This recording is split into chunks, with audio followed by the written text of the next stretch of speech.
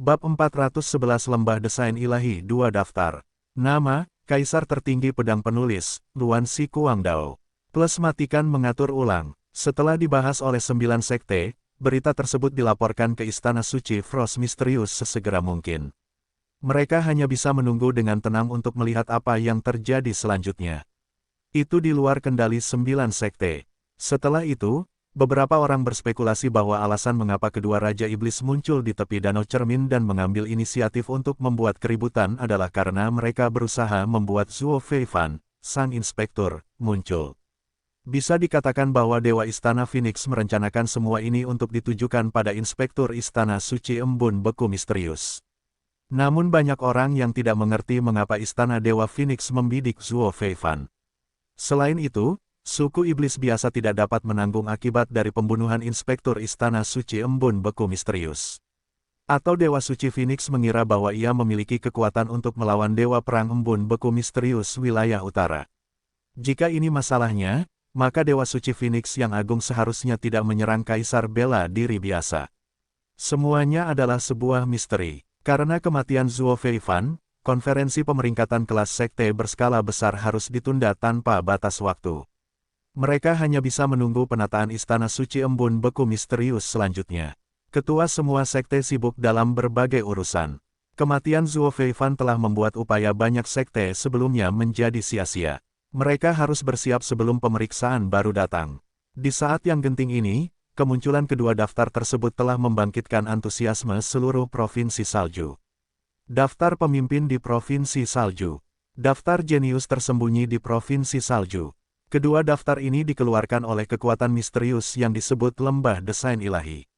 Daftar sebelumnya adalah peringkat kemampuan tempur generasi tua iblis dan manusia di Provinsi Salju dan yang terakhir adalah peringkat generasi muda yang juga mencakup suku iblis dan suku manusia. Setiap daftar hanya menyertakan 50 kandidat teratas. Lembah Desain Ilahi sangat misterius. Pengaruhnya lebih besar daripada sekte di Provinsi Salju.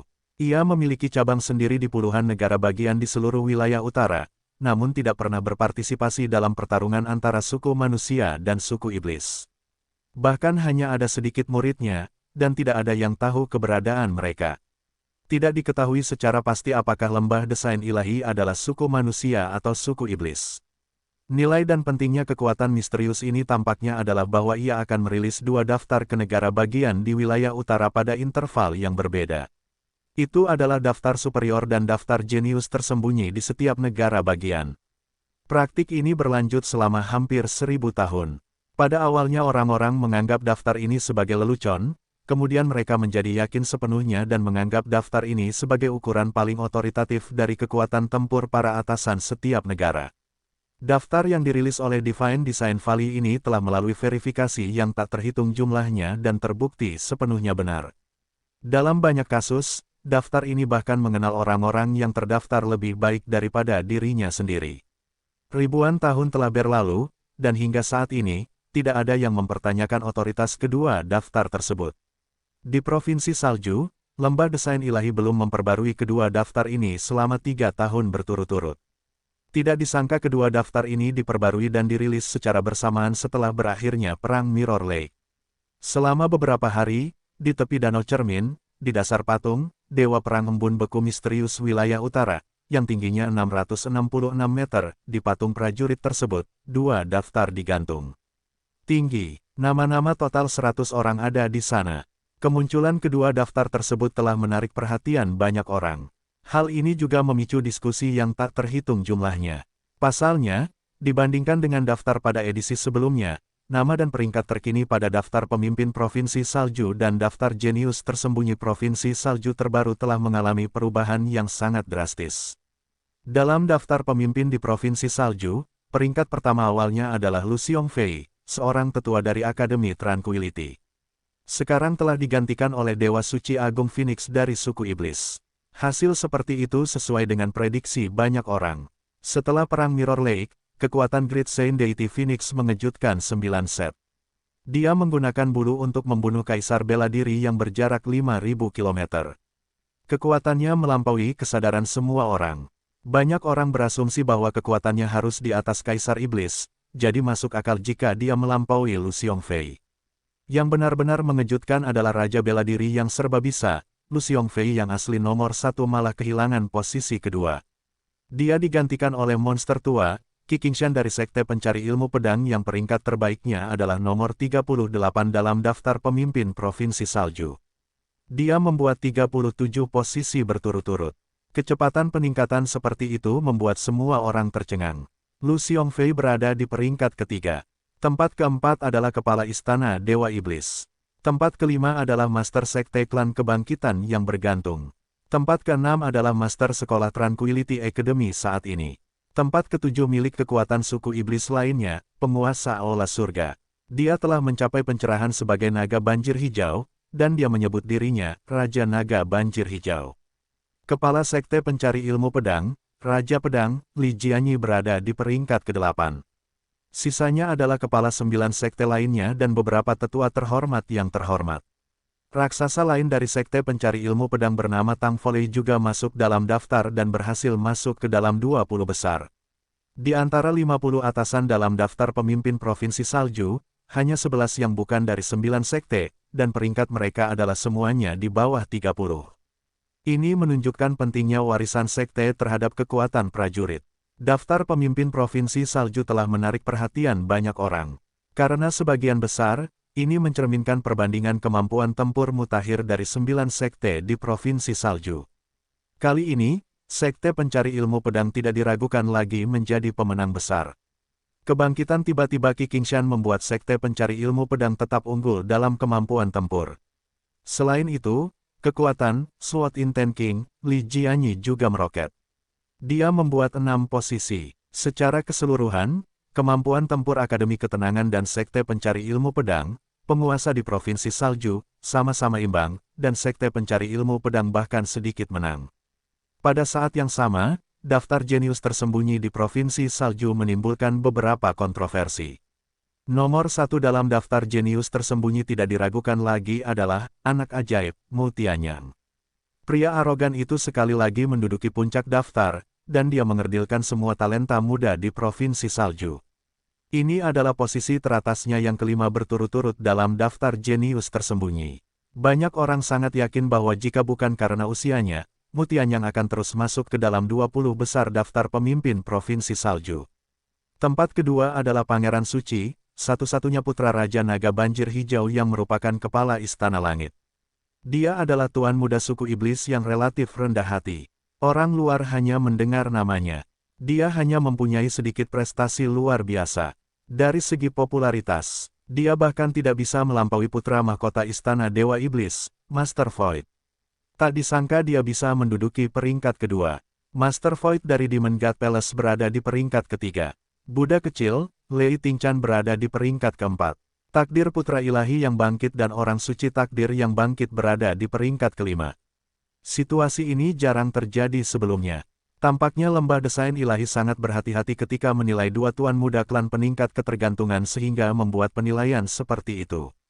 Tempat keenam dimiliki oleh pewaris Evil Heart Valley, Evil Heart Scientist, yang dikabarkan adalah roh rubah berekor 9. Hal yang paling mengejutkan adalah prediksi Divine Design Valley untuk Ding Hao. Ding Hao, yang baru-baru ini dianggap sebagai jenius nomor 1 oleh Sekte Pencari Ilmu Pedang, memang ada dalam daftar. Tapi dia berada di peringkat 32 yang mengejutkan semua orang dan sungguh luar biasa.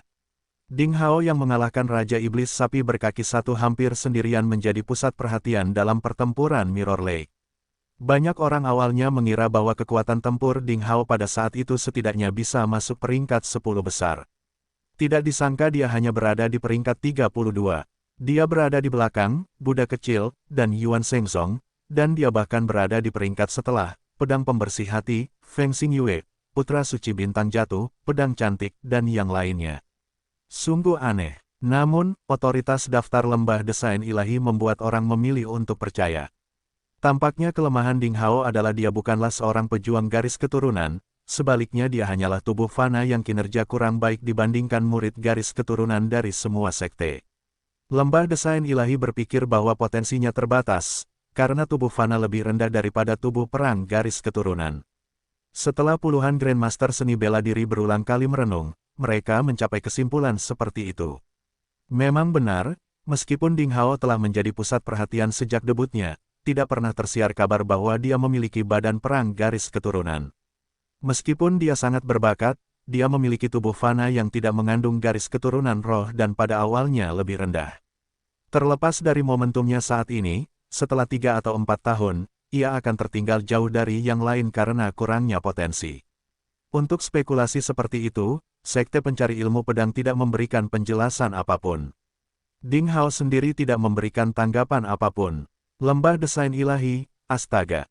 Hek, mereka tidak memiliki visi apapun. Sabre Master mencibir. Cap Ding kecil, kamu adalah makhluk suci pedang dan pedang. Anda memiliki tubuh bijak yang jauh lebih kuat daripada tubuh perang garis keturunan. Divine Design Valley akan memberi peringkat Anda pada peringkat 30 detik. Sepertinya mereka tidak maha tahu. Lembah Desain Ilahi dapat memperoleh wawasan tentang kapasitas para ahli dari 9 sekte dan suku iblis di Provinsi Salju, dan ini cukup mengagumkan. Sayangnya mereka tidak dapat mendeteksi potensi Anda yang sebenarnya. Saya kira mereka belum mengetahui bahwa Anda mengembangkan metode pertarungan tak terkalahkan, apalagi Anda memiliki konstitusi, makhluk suci dari pedang dan pedang. Haha, tidak lama lagi Divine Design Valley harus memperbarui daftarnya karena Anda. Haha, kata Master Pedang. Dia memasang ekspresi sedemikian rupa sehingga dia tidak sabar untuk melihat lembah desain ilahi membodohi dirinya sendiri. Ding Hao tersenyum dan tidak menganggapnya serius. Menurutnya, adalah hal yang baik jika peringkat yang lebih rendah tidak dapat menunjukkan kekuatan aslinya. Dia bisa berpura-pura menjadi lemah dan mengalahkan orang-orang kuat itu secara tidak terduga, agar tidak menimbulkan masalah yang tidak perlu. Penampilan Ding Hao di Battle of Mirror Lake mungkin menimbulkan ketakutan banyak orang. Terutama apa yang dikatakan dengan bercanda oleh Raja Iblis bermata ajaib ketika dia pergi telah menyindir bahwa Ding Hao berkolusi dengan suku iblis. Jika dia terus bersikap menonjol, mungkin akan ada masalah besar. Kedua daftar lembah desain ilahi ini telah membuat Provinsi Salju yang berantakan menjadi semakin buruk. Otoritas dari 9 sekte terus sibuk sepanjang hari. Karena didukung oleh Istana Dewa Phoenix, suku iblis menjadi begitu merajalela sehingga ada kalanya iblis menyerang pemukiman ras manusia. Setiap sekte harus mengirimkan ahli untuk memberantas setan pembuat masalah di mana-mana. Di akhir musim panas ini, tidak diragukan lagi hal itu sangat penting. Semua orang merasakan tekanan dari badai yang sedang terjadi. Perasaan krisis yang tak kasat mata semakin dekat. Provinsi Salju telah damai selama ribuan tahun. Kini ketegangan antara manusia dan iblis semakin kuat. Apakah perang suci lainnya akan dimulai? Semua orang berisiko. Tentu saja, semua ini tidak ada hubungannya dengan Ding Hao. Sejak dia kembali ke Villa Pencari Ilmu Pedang, dia telah memulihkan diri di loteng menara, Istana Tangga Katak. Berinkarnasi menjadi kera putih iblis yang menyedihkan, dan bertarung dengan dua raja iblis benar-benar menghabiskan kekuatan fisik dan energi Ding Hao. Terutama ketika dia memegang pedang panas dan pedang es besar yang hampir menghabiskan seluruh kinya. Setelah kembali ke Istana Toa Step, Ding Hao tidak muncul selama sehari satu malam. Sampai keesokan paginya dia berkeliaran di sekitar ruang tamu Villa Pencari Ilmu Pedang. Saat itu, Ding Hao masih sedikit lemah dan kulitnya kurang sehat. Ding Hao, hei, kamu terlihat sangat buruk. Kau terluka. Keluar dari ruang tamu, Ding Hao melepaskan kesadaran ilahi untuk merasakannya untuk sementara waktu. Tepat setelah kesadarannya pulih, dia bertemu Huang Rong, putri pemilik Villa Pencari Ilmu Pedang. Ini adalah seorang gadis muda yang berada dalam masa pemberontakan. Jelas dia tidak mengindahkan nasihat ayahnya Huang Xiong. Ketika dia melihat Ding Hao jauh, dia berteriak tidak sopan. Dia sama sekali tidak menghormati Ding Hao, paman bela dirinya. Ding Hao tersenyum tipis dan tidak peduli dengan kekasaran gadis itu. Saya baru berusia 15 tahun atau lebih, dan bahkan lebih muda dari Huang Rong. Agak sulit bagi gadis pemberontak untuk memanggilku, paman bela diri, pikir Ding Hao. Dia kemudian mengangguk dan berkata, saya tidak terluka. Saya hanya mengonsumsi ki saya terlalu banyak, dan menjadi sedikit lemah. Huang Rong memiringkan kepalanya dan memandangnya dari atas ke bawah. Dia tertawa. Ayahku berkata bahwa kamu adalah jenius nomor 1 dari Sekte Pencari Ilmu Pedang yang kekuatannya tak terduga, dan senioritasmu lebih tinggi dari ayahku. Tapi kenapa kamu begitu lemah? Apakah karena kekurangan ginjal? Kamu kekurangan ginjal. Seluruh keluargamu menderita kekurangan ginjal, pikir Ding Hao. Ding Hao berkata dengan tidak senang, kamu gadis kecil tidak tahu apa-apa. Kamu mencoba melakukan Beast Transform, dan bertarung melawan dua iblis besar di alam Raja Iblis untuk melihat apakah kamu akan menjadi lemah atau tidak. Kamu tahu bahwa aku tidak cukup kuat, kata Huang Rong sambil mencibir bibirnya dengan jijik. Lalu dia berkata dengan rasa ingin tahu, hei, monyet berbulu putih lucu yang muncul di tengah medan perang hari itu, apakah itu kamu? Itu sangat bergengsi dan lucu. Bisakah Anda mengubah diri Anda menjadi seperti itu sekarang? Lakukan dan biarkan aku menyentuh monyet itu, ayo. Brengsek, Ding Hao terdiam. Dia merasa sulit berkomunikasi dengan gadis idiot ini. Memang benar bahwa orang yang bodoh tidak mempunyai rasa takut. Kera putih iblis yang menyebalkan, itu adalah binatang purba. Dengan kekuatan lemah seperti itu, dalam jarak 30 meter, Huang Rong akan ditekan sampai mati oleh ki jahat dari binatang purba itu. Dia masih ingin menyentuhnya. Gadis pang seperti ini selalu hidup di bawah perlindungan orang tuanya. Dia tidak pernah mengalami kesulitan hidup, dia juga tidak tahu apa arti bahaya dan kematian. Paling buruk, dia tidak punya otak. Melakukan Beast Transform akan menghabiskan banyak kekuatanku. Oh, ya, aku akan memberitahumu sebuah rahasia. Ding Hao mendekati telinga gadis kecil itu dan berkata secara misterius, Beast Transform milikku sedikit berbeda dari yang lain. Saat melakukannya, saya dapat menahan sifat binatang sepenuhnya, tetapi setelah pertunjukan, saya akan menjadi lemah selama setengah bulan. Anda tidak boleh memberitahu orang lain. Bab 413 promosi berkelanjutan. Huang Rong terkejut, lalu dia menyeringai dan berkata, apa? Apakah kamu jenius? Takut orang lain akan mengetahui sisi lemahmu. Ding Hao mengangguk tanpa ragu. Tentu saja, setiap orang ingin orang lain melihat sisi baiknya dan mengabaikan sisi buruknya. Saya seorang manusia, jadi saya tidak terkecuali. Huang Rong memandang Ding Hao dari atas ke bawah dengan serius dan berkata, baiklah, saya tidak pernah berpikir bahwa Anda akan langsung mengakui bahwa Anda adalah manusia fana. Yah, tiba-tiba aku berpikir kamu menjadi sedikit cantik, dan aku memutuskan untuk memperlakukanmu lebih baik di masa depan. Ding Hao tersenyum tipis, dan pergi tanpa mengucapkan sepatah kata pun. Huang Rong menginjak dan berkata, setelah memujimu, kamu pergi, ya, kamu benar-benar membosankan. Aku akan memberitahu semua orang rahasiamu. Hei, aku akan membiarkan semua orang melihatmu mempermalukan dirimu sendiri. Ding Hao tertawa, melambaikan tangannya, dan pergi tanpa menoleh ke belakang. Huang Rong menginjak dan ingin mengejarnya, tetapi Ding Hao bergerak begitu cepat hingga dia kehilangan dia. Gadis itu bersenandung dan berjalan pergi. Dia melewati beberapa sudut pavilion, dan bertemu dengan beberapa teman bermain. Setelah beberapa saat, dia sudah lama melupakan instruksi Ding Hao dan mempublikasikan rahasia, Beast Transform Ding Hao. Dia bahkan dengan gamblang menceritakannya berkali-kali. Di antara kerumunan, seorang remaja mengangguk sedikit dan mengingat semua ini. Ketika semua orang tidak menyadarinya, anak laki-laki itu berbalik dan pergi. Ding Hao perlahan menarik kesadaran ilahinya. Senyuman muncul di sudut mulutnya. Dia berjalan kembali ke berjalan-jalan di Istana Bulan. Dalam pertempuran dengan dua Raja Iblis, Ding Hao memperoleh banyak hal. Dia selalu berusaha menemukan cara untuk mengendalikan sifat hewani, kera putih iblis yang menyebalkan, dan menggunakan teknik bela diri manusia setelah melakukan Beast Transform. Kemajuan telah dicapai hari ini.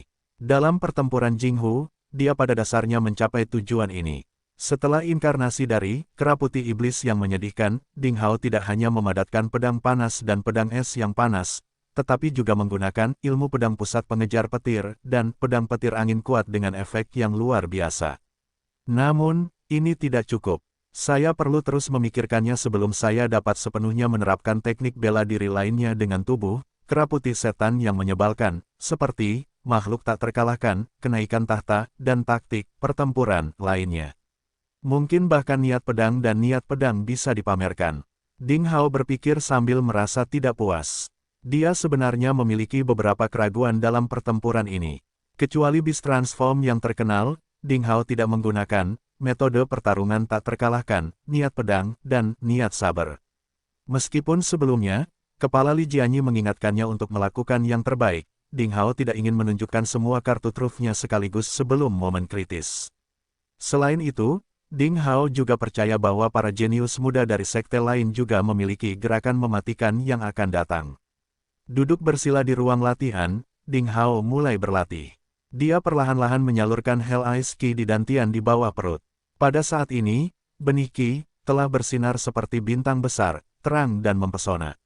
Itu benar-benar berubah menjadi cairan, jernih dan kental, dan tampak seperti cairan batu giok yang meleleh. Di bawah penyaluran Ding Hao, cairan Ki perlahan memasuki saluran tangan pertama Shaoyin. Saat melewati bukaan pertama, ia berakselerasi karena perputaran bukaan. Pada saat melewati bukaan ke-37, kecepatan Ki mencapai 740 putaran per detik, yang 2 kali lebih cepat dari putaran atasan biasa di bukaan pertama, asli dari Grandmaster Primordial. Ini juga berarti bahwa Ding Hao dapat menampilkan keterampilan tempur dan gerakan tubuhnya 2 kali lebih cepat dibandingkan prajurit dengan level yang sama. Pada saat yang sama, ketika mengenai meridian dan aperture, tingkat keberhasilannya juga akan berlipat ganda. Fakta bahwa makhluk suci pedang dan pedang tidak mengalami hambatan saat berlatih Ki, tidak ada hubungannya dengan kecepatan revolusi Ki yang tidak normal. Tentu saja, ini hanyalah salah satu dari banyak kelainan yang dimiliki oleh makhluk suci pedang dan pedang. Mengontrol dantian, dia perlahan memimpin Ki melalui saluran tangan kelima Juyin, bukaan pertama, dan kemudian Ding Hao tidak melambat. Sebaliknya, dia terus mempengaruhi aperture kedua, Zibai. Seperti yang dia duga, semuanya terjadi secara alami. Dalam proses ini tidak ada kendala. Ki berhasil menerobos pemblokiran bukaan, Zibai, dan membutuhkan waktu sekitar 2 jam untuk memadatkan dan melelehkan bukaan sepenuhnya. Saat sedikit cahaya bintang berkedip, aperture yang awalnya gelap dan padat menjadi jernih dan terang. Terlebih lagi, Ki berwarna giok memenuhi seluruh celah yang seperti planet yang baru direklamasi. 760 putaran per detik, alam Grandmaster Primordial 2 lubang. Ding Hao sangat gembira. Bertarung dengan 2 Raja Iblis menghabiskan banyak Ki, namun pertarungan sengit semacam ini bukanlah cara kecil untuk merangsang potensi makhluk suci pedang dan pedang. Saat itu, Ding Hao merasakan Ki yang melonjak. Kemudian dia kembali dan bersiap selama 2 hari dan akhirnya berhasil. Perlahan-lahan mengarahkan Ki melalui celah, Zibai, dia merasa bahwa kekuatan Ki masih lebih dari cukup. Ding Hao berpikir sejenak dan memutuskan untuk memimpin Ki untuk mempengaruhi aperture berikutnya. Pada saat itu, Ki api surga di dantian tengah telah mencapai alam Grandmaster Primordial 2 lubang, sehingga tidak dibatasi oleh makhluk suci dari pedang dan pedang, yang berarti bahwa ia dapat terus berdampak pada es neraka dantian yang lebih rendah. Ki, bukaan ketiga, Rangu, dari saluran tangan kelima Juyin. Di bawah pimpinan Ding Hao, cairan Ki mengalir melalui terowongan tengah dengan kecepatan sangat tinggi dan bergegas menuju bukaan ke-39. Dari kejauhan, tubuh Ding Hao diselimuti oleh kepingan salju berkilauan yang menari-nari yang tak terhitung jumlahnya. Bukaan perak menyinari tubuh, seperti bintang di langit, berbaris aneh seperti peta konstelasi yang bertemu dengan semacam kebenaran antara langit dan bumi. Tubuh Ding Hao tampak seperti miniatur alam semesta tempat bintang-bintang menunjukkan segalanya. Waktu berlalu secara bertahap. Lagi pula, dampak aperture ini tidak semulus dulu, jadi butuh waktu lebih lama. Ding Hao menutup matanya rapat-rapat dan mencari ke dalam dengan kesadaran ilahi. Dia dengan jelas melihat gelombang Ki cair, terus-menerus berdampak pada kotoran dan penghalang di celah, Rangu, seperti ombak yang menghantam pantai.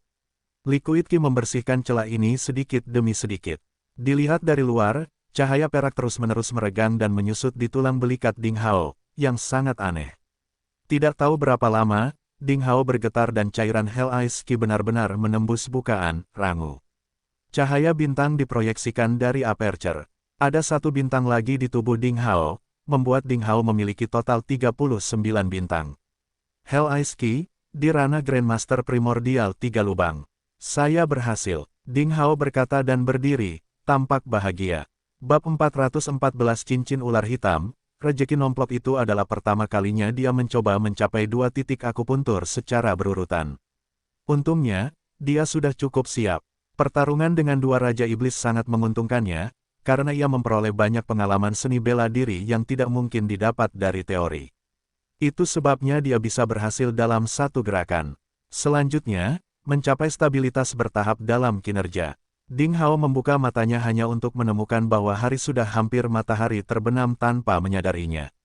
Hanya separuh dari matahari yang menyala-nyala yang tersisa tergantung di langit. Cahayanya menyinari permukaan danau yang seperti cermin, di mana airnya berubah menjadi merah, beriak seperti darah, membuat pemandangan spektakuler. Para murid villa telah mengantarkan makan malam ke pintu. Ding Hao mengambil hidangan itu. Dia bersandar di depan jendela kayu paviliun dan menikmati pemandangan danau sambil makan, tidak menyadari apa yang sedang terjadi. Dia tiba-tiba teringat Li Yiruo, gadis muda dari sekte pencari ilmu pedang. Meskipun gadis nakal pedas itu hanya bisa memasak hidangan dengan rasa aneh yang sulit untuk ditelan, pada saat itu, Ding Hao entah bagaimana merindukan rasa pahitnya. Butuh waktu lama baginya untuk menyelesaikan makanannya. Ketika Ding Hao selesai, dia menyadari bahwa matahari merah di kejauhan telah sepenuhnya tenggelam di bawah cakrawala. Setelah buru-buru mengemas peralatan makan, Ding Hao berlatih main esensial untuk sementara waktu, memahami penggunaan magis fase kelima Body Over Realm, dan melepaskan kesadaran ilahinya. Dampaknya meluas hampir 6 km seperti gelombang pasang. Dia mengamati sebentar, mengangguk sedikit, dan tersenyum kecil. Pada saat itu, Ding Hao tiba-tiba teringat hal lain. Sebuah pikiran melintas di benaknya. Dia mengobrak-abrik cincin penyimpanan dan memilih yang hitam kuno.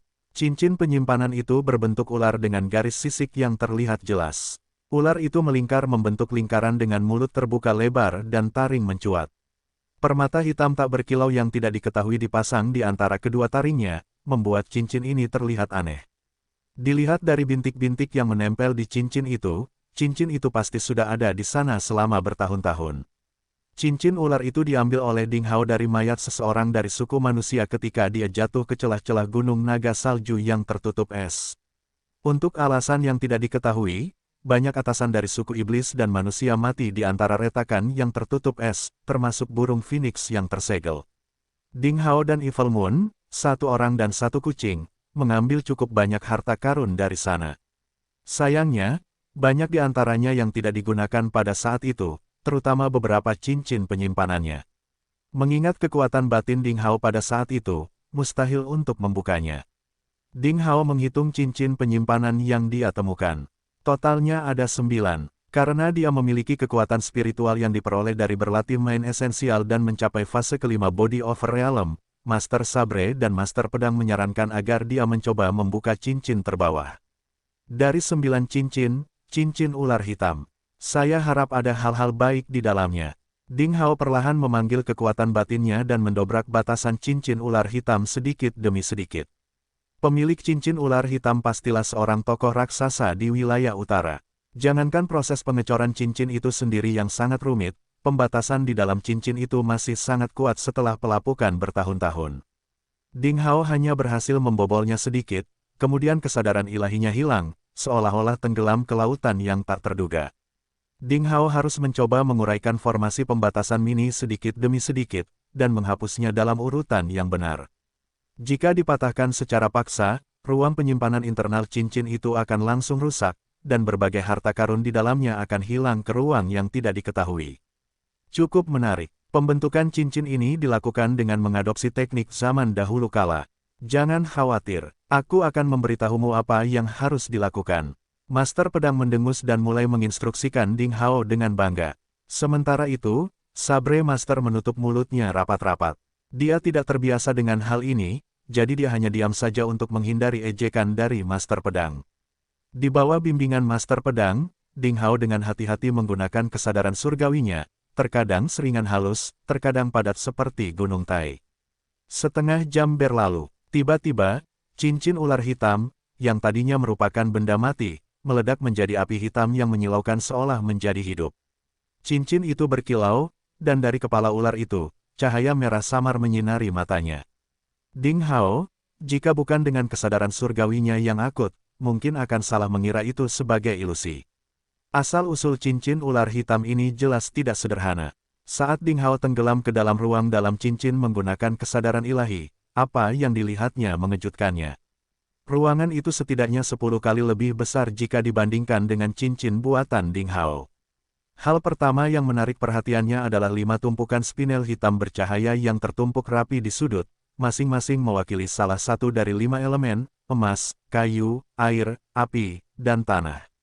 Batu acak apapun memiliki kualitas terbaik. Ding Hao hanya membuat perhitungan kasar. Setiap tumpukan setidaknya terdiri dari 3.000 spinel, yang berarti setidaknya ada 15.000 spinel hitam berkualitas tinggi di dalam cincin itu. Jantung Ding Hao berdebar kencang. Dia merasa baru saja mendapatkan jackpot. Spinel hitam itu saja sudah merupakan kekayaan yang besar. Apa yang telah dikumpulkan oleh Sekte Pencari Ilmu Pedang selama ribuan tahun hanya bisa berjumlah ratusan ribu spinel hitam yang luar biasa. Tumpukan itu setara dengan lebih dari 1/7 dari apa yang dimiliki oleh Sekte Pencari Ilmu Pedang. Dia langsung menjadi bujangan yang memenuhi syarat, yang tinggi kaya tampan. Ding Hao menelan ludah, dia mengalihkan pandangannya dari duri hitam, dan melihat pedang panjang melayang di angkasa. Itu adalah pedang panjang yang tampak aneh, mirip dengan podao yang digunakan oleh tentara era senjata dingin di kehidupan sebelumnya. Pedang itu memiliki tulang belakang yang lebar dan ujung yang panjang, dibentuk dengan garis yang lembut. 3 alur darah diukir di sepanjang bilahnya, seperti naga dan burung phoenix yang menyebar. Bilahnya sedikit lebih sempit ke arah gagangnya, dan gagangnya sangat panjang, yang lebih dari cukup untuk digenggam oleh kedua tangan. Seluruh pedang, tanpa pola atau ukiran yang rumit, terlihat sangat sederhana. Namun, Ding Hao langsung merasakan niat pedang yang langka. Sebuah pemikiran melintas di benaknya. Dengan kilauan sekilas, pedang panjang itu dikeluarkan dari cincin ular hitam dan masuk ke dalam genggaman Ding Hao. Pedang panjang itu agak berat tapi nyaman untuk dipegang. Dengan lambaian tangan, bilahnya membelah udara menjadi 2, meninggalkan bekas lapisan seperti garis air. Udara sepertinya terpisah secara otomatis bahkan sebelum ujung bilahnya mencapainya. Ding Hao membengkokkan jarinya dan menghela nafas. Bilahnya menjerit seperti auman naga yang masih ada. Pedang itu bergetar hebat, dan ujungnya melintas, memancarkan cahaya yang berkedip-kedip seperti bola air. Pedang hebat, Ding Hao tidak bisa menahan diri untuk tidak berseru. Dia mahir dalam pemurnian dan casting, sudah memenuhi syarat sebagai penyuling senjata peringkat keempat. Tentu saja, matanya cukup tajam untuk mengetahui kualitas pedang itu. Secara kualitas, pedang panjang sederhana itu dapat dianggap sebagai senjata ajaib tingkat 6. Bilahnya secara keseluruhan berwarna kuning pucat, tapi ujungnya diwarnai dengan bahan magis yang tidak diketahui, berwarna biru kemerahan. Warnanya cukup aneh, itu seperti bibir wanita cantik. Ding Hao mengeluarkan pedang berdarah berpola naga dari cincin penyimpanannya, memegangnya di tangannya, dan membenturkannya dengan pedang lainnya. Suara mendesing. Pedang berdarah berpola naga itu diam-diam pecah menjadi 2 bagian. Itu tajam. Ding Hao tidak bisa menahan diri untuk tidak berseru, ini sangat tajam tanpa menyuntikkan ki. Jika saya menyuntikkan ki ke dalamnya, itu akan menjadi tak terkalahkan. Lain kali ketika aku bertemu dengan Raja Iblis Lembu berkaki 1, hanya dengan 1 pukulan, aku bisa menghancurkan pelindung kulitnya yang kokoh. Ding Hao memasukkan pedang berdarah berpola naga yang rusak ke dalam cincin penyimpanan. Bahan pedang berdarah bermotif naga itu bagus, sayangnya kapasitas pandai besi aslinya terbatas. Jadi, Ding Hao berencana untuk menyusunnya kembali atau menggunakan bahan-bahan ini untuk menyempurnakan senjata ajaib lainnya. Setelah mengutak-atik pedang panjang di cincin ular hitam, Ding Hao akhirnya melihat 2 karakter kecil di belakang pedang itu Wen Qing. Apakah itu nama pedang ini? Ding Hao berpikir sejenak dan berkata sambil tersenyum, baiklah, mulai sekarang, saya akan menyebutnya Wen Qing.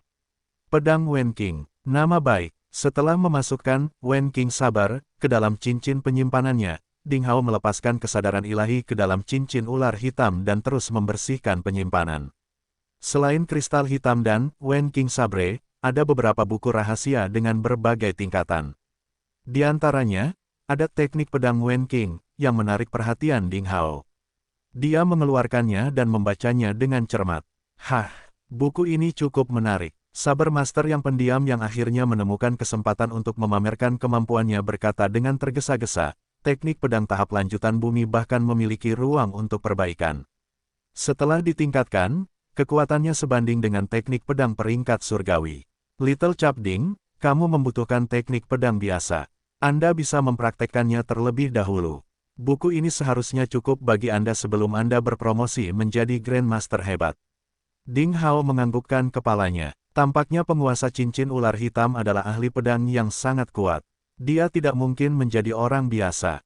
Nanti, dia akan bertanya dengan hati-hati dan melihat pendahulu suku manusia mana yang terkenal dengan teknik pedang Wen Qing. Jika ada keturunannya yang tinggal di dunia, Ding Hao akan menjaga mereka untuk membayarnya. Hati nurani seorang pejuang terletak pada perbedaan antara keluhan dan kebaikan. Ding Hao bukanlah orang yang tidak tahu berterima kasih.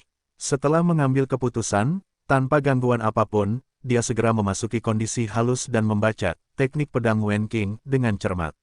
Dia menutup matanya dan mencicipinya dengan hati-hati. Lalu dia berpikir, dengan Wen Qing sabar di tangannya, dia berlatih teknik pedang di ruangan kecil ini. Dengan kemajuan dan kemajuan Ding Hao, dia bisa berlatih bahkan di ruangan kecil dan kumuh.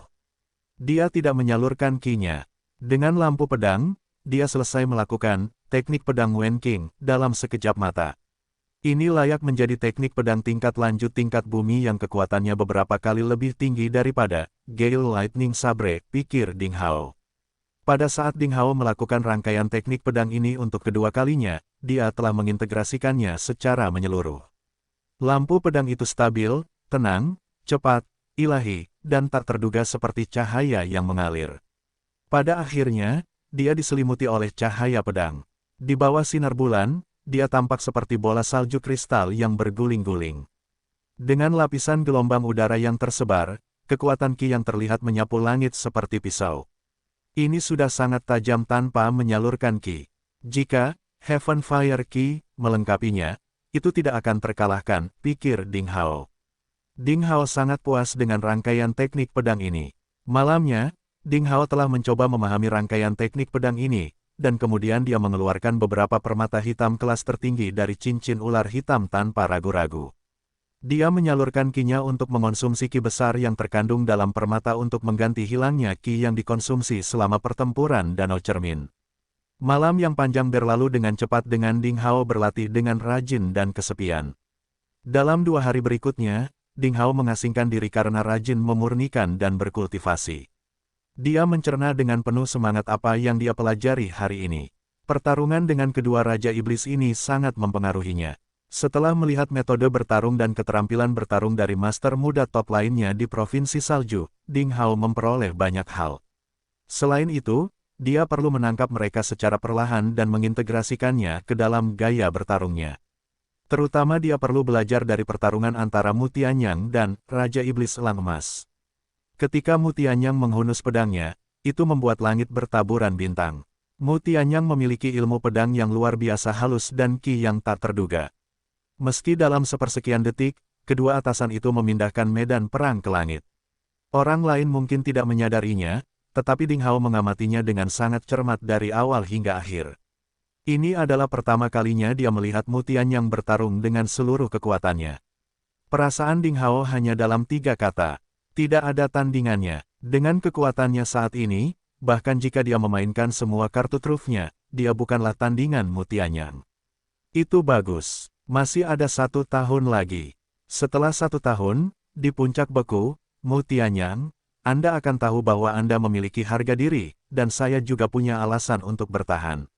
Belum diketahui siapa yang akan mati, pikir Ding Hao. Di hari ketiga, sensasi lain terjadi di tepi Danau Cermin. Divine Design Valley memperbarui daftar jenius tersembunyi di Provinsi Salju. Ketika peristiwa ini tersebar, banyak orang yang menganggapnya sebagai lelucon, karena menganggap pembaruan kedua daftar ini tidak teratur. Interval pembaruan terpendek lebih dari setengah tahun sejak lebih dari 1000 tahun sebelumnya. Tidak pernah terjadi bahwa daftar tersebut diperbarui lagi dalam waktu 4 hari. Dan yang paling mengejutkan adalah hanya ada satu perubahan pada update, daftar jenius tersembunyi di Provinsi Salju. Pangkat Ding Hao menjadi lebih tinggi. Dia memberi peringkat dari 32 sebelumnya hingga 28 saat ini. Kecuali peringkat yang lain berubah sesuai dengan peringkat Ding Hao. Tidak ada perubahan lainnya. Perubahan aneh ini membuat banyak orang mulai berdiskusi dan membuat mereka sangat terkejut. Kewibawaan daftar, lembah rancangan ilahi, ini tidak hanya terletak pada keasliannya namun juga pada prediktabilitasnya yang hampir benar. Secara umum, potensi keuntungan dari para jenius ini selama hampir 1 tahun akan dihitung dalam daftar jenius tersembunyi, dan tidak ada kesalahan. Versi terakhir daftar jenius tersembunyi baru dirilis 4 hari yang lalu. Tanpa diduga, berubah lagi karena Ding Hao. Hanya ada dua kemungkinan. Kemungkinan pertama adalah Divine Design Valley membuat kesalahan secara tidak sengaja saat pertama kali diperbarui sehingga mengakibatkan peringkat yang salah. Jadi harus memperbarui daftar lagi untuk mengubah kesalahan ini. Kemungkinan lainnya adalah Divine Design Valley memang melakukan kesalahan sejak awal. Sebaliknya, Ding Hao telah mengalami kemajuan pesat dalam 4 hari terakhir yang berada di luar mekanisme prediksi lembah desain ilahi. Jika yang terakhir, maka potensi Ding Hao terlalu besar.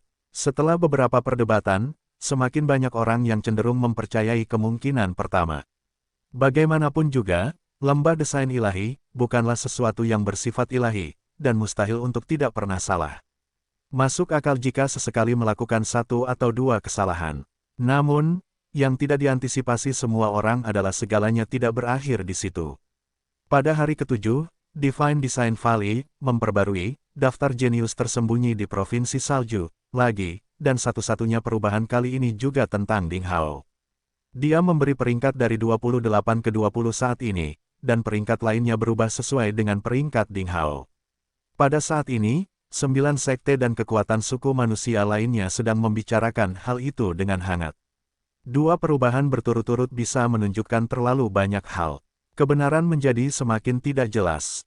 Secara teori, Divine Design Valley tidak akan membuat kesalahan bodoh seperti itu, karena keakuratannya selama ribuan tahun terakhir telah membuktikan kemampuannya.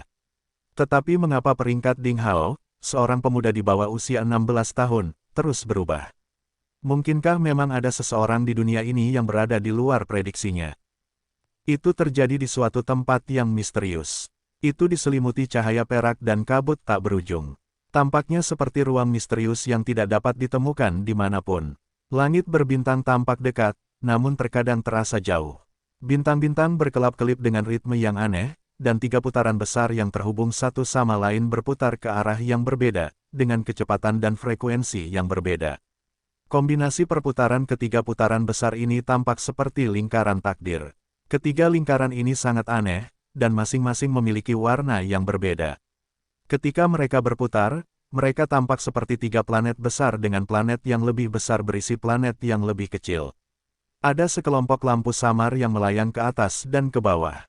Mereka tampak seperti kunang-kunang cantik yang terbang di tengah langit malam yang luas. Di tengah-tengah semua ini adalah sebuah bangunan berbentuk altar kecil yang sangat halus. Altar itu memiliki 9 lapisan, masing-masing memiliki bentuk yang berbeda, dan setiap lapisan 2 kali lebih besar dari lapisan atas. Altar itu ditutupi dengan tulisan yang padat dan aneh.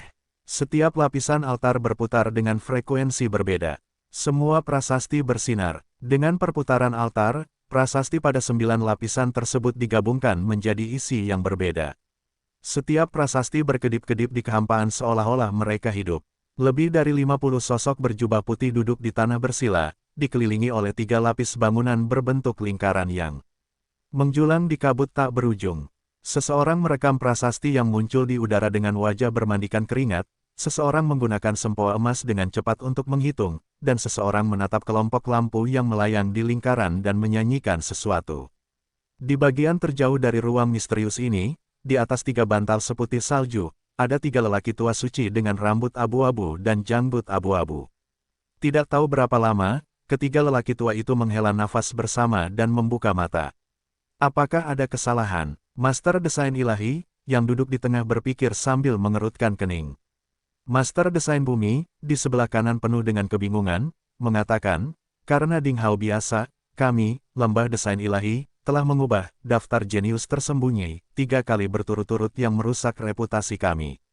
Sungguh aneh bahwa kekuatan Ding Hao hanya berada di ranah Grandmaster Primordial, tetapi mengapa lingkaran takdirnya begitu tidak jelas. Bahkan mungkin tidak terlalu sulit untuk menyimpulkan pertumbuhan kekuatan para atasan Kaisar Dao yang dapat menyembunyikan rahasia mereka. Master Desain Fana, di sebelah kiri mengangguk dan berkata, nasib lahir Ding Hao sungguh aneh. Saya belum pernah melihat takdir kelahiran yang begitu aneh dalam hidup saya. Dulu saya mengira dia hanyalah orang biasa dengan takdir lahir yang aneh. Siapa tahu saat menggunakan metode pengurangan besar untuk memprediksi nasibnya, saya tidak menemukan sumber apapun tentang dia di Land of Infinity. Apakah dia benar-benar makhluk abadi yang dibuang ke dunia? Tidak hanya takdir hidupnya yang tidak bisa diprediksi, tapi dia juga memiliki 4 variabel yang tersembunyi di dalam dirinya. Bahkan mustahil bagi kita yang bisa melihat rahasia surga untuk meramalkannya. Bahkan menggunakan takdir langit, bumi, dan kelahiran manusia, takdir, dan takdir kehidupan. Ketiga alat suci ini tidak dapat sepenuhnya menyimpulkan potensinya. Ding Hao adalah variabel besar. Ketiga lelaki tua suci berambut abu-abu dan berjanggut abu-abu ini berdiskusi sebentar dan masih belum bisa menjelaskan kebingungan mereka. Lalu bagaimana hubungannya dengan daftar jenius tersembunyi di Provinsi Salju? Simpulkan takdir kelahiran, takdir, dan takdir hidup anak ini setiap 3 hari. Jika ada perubahan besar, perbarui daftar jenius tersembunyi di Provinsi Salju. Lembah Desain Ilahi kami tidak pernah peduli dengan diskusi manusia biasa sejak guru mengeluarkan daftar tersebut. Selama evaluasi tentang Ding Hao oleh ketiga alat suci ini berubah, daftarnya akan diperbarui. Itu bagus. Namun, Ding Hao sangat istimewa. Ia harus dianggap sebagai variabel besar yang perlu diwaspadai. Masukkan dia ke dalam daftar atasan di ranah Kaisar Dao. Variabel, yah, tidak apa-apa. Ketiga guru berdiskusi sebentar dan membuat keputusan. Sejak mereka menguasai Lembah Desain Ilahi, mereka telah melihat begitu banyak orang dengan takdir lahir, nasib, dan takdir hidup yang aneh. Sederhananya, tidak sulit untuk menyimpulkan 3 takdir Ding Hao secara terpisah, tetapi ketika ketiga takdir tersebut digabungkan menjadi satu, hal itu menunjukkan ketidakpastian yang belum pernah terjadi sebelumnya. 3 alat suci di Lembah Desain Ilahi bahkan dapat mengurangi takdir kelahiran pakar Kaisar Dap dan pakar Jalan Suci, namun mereka tidak dapat menyimpulkan potensi seorang pejuang di alam Grandmaster Primordial. Itu sangat jarang terjadi dalam hidup mereka. Acara besar, daftar jenius tersembunyi di Provinsi Salju, telah diperbarui lagi. Itulah kalimat pertama yang diucapkan banyak orang saat bertemu di jalanan atau gang di tepi sungai Danau Cermin. Ya, di hari ke-10, tidak ada yang menyangka bahwa daftar jenius tersembunyi di Provinsi Salju diperbarui lagi. Sekali lagi, Ding Hao dari Sekte Pencari Ilmu Pedanglah yang menyebabkan perubahan. Kali ini, peringkat Ding Hao naik lagi. Dia berada di posisi ke-15, dan yang lain mengikutinya. Kali ini, Ding Hao bahkan melampaui 2 master berbakat misterius di Provinsi Salju, Phoenix, dan Mata Perak Rambut Ungu. Mengapa? Banyak orang merasa bingung. Lembah Desain Ilahi tidak akan membuat kesalahan. Satu-satunya penjelasan adalah bahwa dalam waktu singkat kurang dari 11 hari ini, kemajuan Ding Hao benar-benar melampaui imajinasi semua orang, sehingga Divine Design Valley harus terus memperbarui daftarnya untuk menjamin keakuratannya. Ini sungguh menakutkan. Hanya dalam 10 hari, dia naik 17 posisi berturut-turut. Jenis latihan apa yang dia latih sehingga menghasilkan efek seperti itu? Bahkan 9 sekte pun terkejut. Dikatakan bahwa Kepala Sekolah Akademi Ketenangan mengadakan diskusi selama setengah hari di Villa Ketenangan di tepi Danau Cermin. Tidak ada keraguan bahwa diskusinya adalah tentang perubahan terus-menerus dalam daftar jenius tersembunyi di Lembah Desain Ilahi. Jika benar kemajuan Ding Hao sebesar itu adalah berita buruk bagi Kam Academy Tranquility. Bahkan Mu Tianyang yang merupakan anak ajaib yang luar biasa belum pernah membuat rekor seperti itu. Apakah Ding Hao benar-benar sebuah bencana? Banyak orang memikirkan kembali dengan hati-hati bahwa sejak Ding Hao bergabung dengan Sekte Pencari Ilmu Pedang, satu demi satu hal buruk terjadi di Akademi Tranquility. Dalam kontes melawan Sekte Pencari Ilmu Pedang, Akademi Tranquility perlahan-lahan menjadi dirugikan. Terlebih lagi, bahkan Zuo Feifan, Inspektur Istana Suci Embun Beku misterius, meninggal di tempat kejadian tanpa tubuh utuh karena beberapa tuduhan terhadap Ding Hao. Segala macam rumor menjadi semakin luar biasa. Apakah Ding Hao memiliki nasib aneh yang mempengaruhi nasib kedua sekte tersebut? Tidak ada yang tahu hasil akhir dari diskusi itu. Satu-satunya yang pasti adalah suasana di tepi Danau Cermin semakin mencekam. Semua orang memperhatikan daftar jenius tersembunyi di Provinsi Salju. Semua orang ingin tahu apakah daftar tersebut akan terus diperbarui pada frekuensi terkini karena Ding Hao. Ding Hao juga mendengar tentang diskusi dari dunia luar. Dia berdiskusi dengan Master Pedang dan Pedang. Mereka menemukan alasan mengapa Lembah Desain Ilahi terus-menerus mengubah daftarnya. Sepertinya kita meremehkan lembah desain ilahi. Meskipun mereka tidak dapat mengetahui potensi Anda yang sebenarnya, mereka telah mengeksplorasi sesuatu. Jika tidak, mereka tidak akan mengabaikan akumulasi reputasi mereka dan memperbarui daftar jenius tersembunyi begitu sering. Little Chapding, Anda tidak boleh meremehkan kekuatan ini saat melakukan perjalanan melalui wilayah utara di masa depan. Setidaknya Anda tidak bisa bertentangan dengannya. Master Pedang dan Master Pedang memperingatkannya berulang kali. Ini adalah pertama kalinya Ding Hao melihat kedua monster tua itu berperilaku sangat hati-hati. Faktanya, Ding Hao juga takut terhadap lembah desain ilahi sampai batas tertentu. Ketika dia mengeluarkan kristal hitam tingkat tertinggi dan teknik pedang Wen King dari cincin ular hitam, lembah desain ilahi segera merasakannya dan menyesuaikan evaluasi tentang dirinya. Lembah desain ilahi benar-benar memiliki kekuatan yang tak terduga. Ding Hao khawatir hal itu mungkin menyimpulkan bahwa dia sebenarnya adalah jiwa yang datang dari dunia lain melalui perjalanan waktu. Itu adalah rahasia terbesar Ding Hao, yang dia tidak ingin orang lain mengetahuinya. Ding Hao dengan hati-hati mengingat lembah desain ilahi dalam pikirannya. Dia sudah merencanakan untuk mengunjungi keberadaan misterius itu di masa depan jika ada kesempatan. Tentu saja, hal utama saat ini adalah meningkatkan kekuatannya. Ding Hao terus berlatih siang dan malam. Dia berlatih teknik pedang, niat pedang, ki, prasasti, ramuan dan sebagainya. Ding Hao berlatih siang dan malam tanpa malas. Pada saat rangkaian budidaya itu selesai, itu sudah merupakan waktu ketika bulan berdiri di tengah langit. Setelah berlatih teknik pedang Wen King selama 3 atau 4 kali, Ding Hao hendak menyalurkan ki untuk merasakan kekuatan sebenarnya dari teknik pedang. Pada saat itu, terdengar suara langkah kaki ringan di luar, dan kemudian suara gadis pemberontak Huang Rong terdengar. Ding Hao, apakah kamu sudah tidur? Aku membawakanmu sesuatu yang bagus. Ada senyuman aneh di sudut mulut Ding Hao. Sesuatu terjadi padanya. Dia melepaskan kekuatan spiritualnya yang sangat besar untuk memindai area sekitar dalam jarak 5 km. Dia mengangguk sambil berpikir, lalu berkata, masuk. Pintu kayu Strolling in the Moon Palace terbuka secara otomatis. Huang Rong, dalam gaun kuning, menaiki tangga kayu dengan wadah makanan di tangannya. Dia masuk sambil tersenyum, melihat ke kiri dan ke kanan untuk memastikan tidak ada orang di sekitarnya. Lalu dia mendekati Ding Hao dan menepuk bahunya. Dia berkata dengan bangga, lihat, saya sangat baik. Saya mendengar bahwa Anda telah berlatih sepanjang malam tanpa makan. Jadi aku meminta koki di villa memasakkan untukmu. Saat mengatakan itu dia membuka wadahnya. Ada 4 hidangan lezat dan sebotol anggur giok.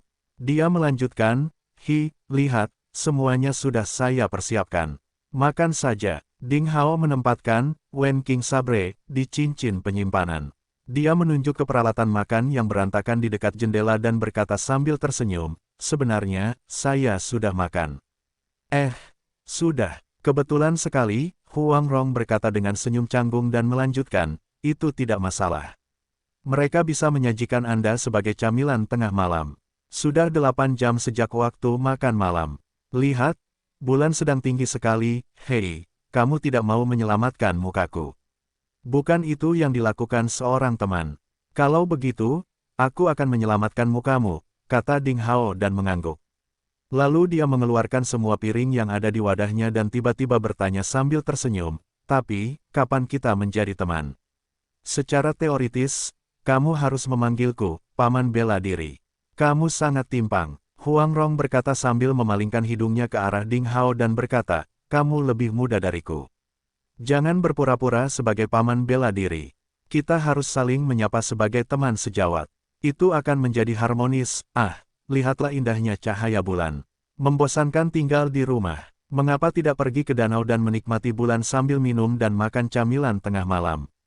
Ding Hao mengangguk dan berkata, oke. Berjalan-jalan di Istana Bulan, terletak di tepi danau cermin yang sangat indah. Keluar dari pintu belakang pendopo, terdapat koridor tepi sungai yang panjangnya 1000 meter. Itu mengarah ke perairan dalam danau cermin. Di ujung koridor, ada paviliun kayu merah bernama Paviliun Bulan Undangan, yang merupakan tempat sempurna untuk menikmati pemandangan danau di seluruh villa gunung pencari ilmu pedang. Duduk di paviliun itu seperti mengembara di lautan tak berujung. Saat menatap langit berbintang, mata dipenuhi bintang bersinar yang sangat mempesona. Mengikuti saran Huang Rong, keduanya pergi ke paviliun bulan undangan. Meletakkan piring di atas meja kayu di tengah paviliun, Huang Rong berperilaku tidak normal. Dia menuangkan anggur untuk Ding Hao secara pribadi. Gelasnya berwarna kuning, diukir dengan pola bunga peoni. Di bawah tatapan Huang Rong, Ding Hao mengangkat gelas dan mengendus aroma anggur. Kemudian, dia memikirkan sesuatu dan menyarankan. Danau itu terang benderang di bawah sinar bulan, dan rasanya membosankan untuk minum sendirian.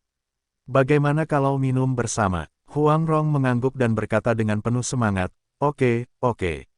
Sementara itu dia menuang segelas anggur untuk dirinya sendiri dengan penuh semangat. Ding Hao membeku beberapa saat, lalu mengangguk sedikit. Dia sepertinya memahami sesuatu. Tanpa berkata apa-apa, dia dengan lembut mendentingkan gelas dan meminumnya sambil mengangkat kepalanya. Huang Rong, yang berada di usia pemberontak, kehilangan ibunya di usia muda, dan dia jelas tidak puas dengan disiplin ayahnya. Dia sering membuat heboh seluruh Mountain Villa yang mencari ilmu pedang. Dia belum pernah pergi ke hutan belantara berbahaya yang dia dambakan. Dia mengganggu Ding Hao untuk menceritakan semua pengalamannya, dan dia mendengarkan dengan cermat. Tak lama kemudian, sepanci anggur telah diminum oleh mereka dan 4 hidangan juga telah disantap. Ternyata kamu juga kehilangan orang tuamu di usia muda. Dibandingkan denganmu, aku sangat beruntung. Setidaknya aku masih memiliki cinta ayahku. Saya tidak perlu memungut makanan di tempat sampah, tidak ada yang berani menindas saya, dan saya makan dengan baik serta berpakaian bagus. Aku jauh lebih beruntung darimu, kata Huang Rong dengan ekspresi lembut setelah mendengarkan cerita Ding Hao. Di bawah sinar bulan, ada sentuhan kelembutan di wajah cantiknya yang belum pernah terlihat sebelumnya. Dia berkata dengan lembut, "Itu bagus. Dengan pengalaman yang sama, kami adalah teman baik." Teman baik, oke. Ding Hao tidak menyangkal. Tentu saja kami teman baik. Terima kasih sudah banyak bicara. Bagaimana kalau lain kali kamu mengajakku pergi ke hutan belantara? Setelah pembicaraan, sikap Huang Rong terhadap Ding Hao menjadi jauh lebih baik. Dia tidak lagi mengangkat hidungnya ke arahnya. Apakah kamu menyukai kegembiraan? Ding Hao meminum tetes anggur terakhir dan dengan lembut meletakkan gelasnya di atas meja. Tentu saja, aku telah tinggal di Villa Gunung Pencari Ilmu Pedang sepanjang waktu, dan ayahku tidak mengizinkanku berada terlalu jauh dari villa. Saya tidak tahu seperti apa dunia luar, gumam Huang Rong. Ding Hao tersenyum dan berkata, karena kamu sangat menyukai kegembiraan, saya akan segera menunjukkan kepadamu drama yang sangat menarik.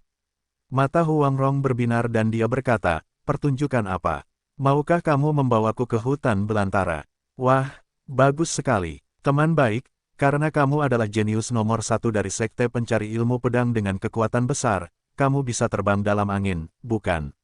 Mengapa Anda tidak mengajak saya melihat hutan belantara misterius sekarang? Jangan khawatir, aku tidak akan memberitahu ayahku. Ding Hao menggelengkan kepalanya dan berkata, untuk melihat pertunjukan yang menarik kita tidak harus pergi ke hutan belantara. Tonton saja di sini. Di sini. Huang Rong kaget. Dia tidak tahu apa maksud Ding Hao. Ding Hao perlahan berdiri, pergi ke paviliun, dan memandang ke seberang danau dengan uap air naik di bawah sinar bulan. Dia tiba-tiba berkata, karena kamu di sini, kenapa tidak muncul? Apa aku harus mengundangmu satu persatu? Suara itu masih terdengar di udara. Ledakan, ledakan, ledakan, air melonjak ke langit dalam bentuk kolom. Lebih dari selusin pembunuh muncul seperti hantu di antara kolom air, semuanya mengenakan celana ketat hitam. Meskipun para pembunuh masih berada di udara, dengan lambaian tangan, ledakan senjata tersembunyi meledak menuju paviliun bulan undangan, seperti bunga pir yang berputar-putar di tengah hujan badai. Desir, suara yang tajam dan menusuk menyerupai suara panah memecah kesunyian malam. Hahaha, beraninya kamu, monster jahat, bajingan hina. Apakah kamu mendekati kematian? Ding Hao mencengkeram, pedang Wen Qing dari udara dengan tangan kirinya, dan melambaikannya ke dadanya, mengadopsi posisi bertarung teknik pedang Wen Qing, kegembiraan. Hujan badai senjata tersembunyi baru saja mencapai radius 5 meter dari paviliun bulan undangan, senjata-senjata itu hancur menjadi bubuk karena kilatan pisau tipis. Membunuh, lusinan pembunuh kulit hitam berteriak. Sambil memegang senjata di tangan mereka berlari menuju paviliun bulan undangan seperti cahaya yang mengalir. Di bawah malam yang gelap, bilah tajam itu berkedip-kedip. Niat membunuh memenuhi udara. Huang Rong, yang sedikit mabuk, melebarkan matanya dan melihat perubahan mendadak. Untuk sesaat, dia tidak mengerti apa yang terjadi. Mengirim umpan meriam ini sampai mati. Sungguh mengecewakan. Ding Hao mencibir. Dia melambaikan Wen King Sabre di pinggangnya, mengadopsi gerakan kedua dari teknik Wen King Sabre, with whipping slash. Bilahnya menebas di udara seperti percikan air terjun, memancarkan cahaya yang menyilaukan. Para pembunuh berpakaian hitam, yang belum mendekat, dipotong menjadi dua bagian dalam kilatan cahaya pedang. Menjerit dan menjerit, orang-orang berpakaian hitam itu jatuh ke dalam danau, mati. Ding Hao, apa yang terjadi? Huang Rong terkejut dan menjerit, dan pembunuhan yang tiba-tiba itu membuat gadis pemberontak itu benar-benar tercengang. Ding Hao menarik pedang panjangnya, berbalik dan tersenyum, kamu benar-benar tidak tahu.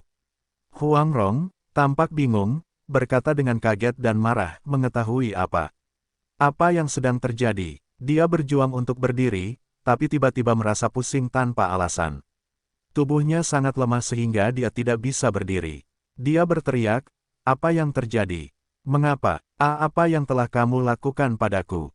Ding Hao tertawa, apakah kamu tidak tahu makanan dan anggur apa yang kamu kirimkan secara pribadi kepadaku, sobat? Huang Rong tertegun, tapi dia segera mengerti apa yang dimaksud Ding Hao. Seperti anak kucing yang diinjak ekornya, dia berseru, Ding Hao, apa maksudmu? Saya dengan baik hati menyajikan makanan dan anggur untuk Anda. Beraninya kamu meragukanku. Kamu, pada titik ini, sebuah pikiran melintas di benaknya seperti sambaran petir. Dia berkata, apakah itu, dia? Siapa itu? Ding Hao melangkah maju dan bertanya. Tepat pada saat itu, terjadi pergolakan. Heh. Tidak peduli siapa orangnya, dikatakan bahwa Anda mungkin bisa berjalan 10 langkah di bawah Rumbling Powder, tapi hanya perlu 1 kali untuk menghancurkan jiwa Anda. Ding Hao, kamu telah diracuni. Apa gunanya mengetahui siapa yang memasukkan Rumbling Powder ke dalam makanan dan anggur? Malam ini, paviliun ini adalah tempat pemakamanmu. Tawa ganas tiba-tiba muncul di paviliun. Sebelum suaranya menghilang, sebilah pisau tajam melintas di bawah sinar bulan, mengirimkan niat membunuh yang kuat. Itu menusuk ke arah Ding Hao tanpa henti. Aku sudah lama menunggumu. Ding Hao dengan cepat menggunakan pedangnya dan melakukan serangan balik, melambai ke arah pedang di langit. Mendering, percikan api beterbangan di paviliun sempit. Logam berbenturan dengan logam, menimbulkan suara hujan deras yang tiada henti menerpa daun pisang. Pria yang tiba-tiba muncul itu sangat kuat. Dia menahan 36 serangan berturut-turut dari Ding Hao tanpa mengorbankan dirinya sendiri. Dia bahkan punya kekuatan untuk melawan. Dua belati biru di tangannya memiliki kekuatan serangan yang menakjubkan. Masing-masing mencoba 41 gerakan. Pria itu terkekeh dan melintas di luar paviliun bulan undangan. Ding Hao tetap berada di paviliun dengan pedang panjangnya. Di bawah hembusan angin sepoi-sepoi, paviliun besar itu berderit dan runtuh tanpa peringatan, menimbulkan suara ledakan yang keras.